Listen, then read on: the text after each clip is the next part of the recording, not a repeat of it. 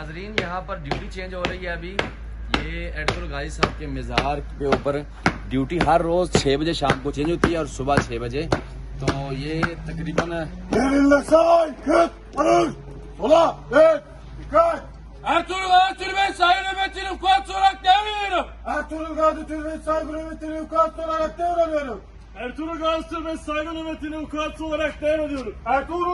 ve saygı nöbetini vukuatçı olarak devrediyorum. Ready, bak! Sağa, sola, dön! Çelmeye, marş! Yerlerinize, marş! तो नाजरीन ये हर रोज शाम को 6 बजे और सुबह की ड्यूटी चेंज होती है और बड़ा अच्छा इनका मरासम है आज, ताकि उन्हें तकरीबन 800 साल गुजरने के बाद भी इन्होंने अपने आबाओ अजदाद को याद रखा हुआ है।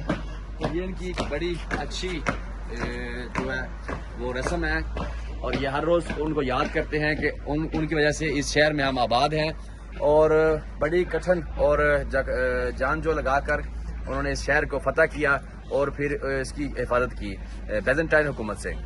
तो हमारे साथ जफर सफारी साहब हैं, बड़े प्यार वाले और बड़े अच्छे दोस्त हैं हमारे।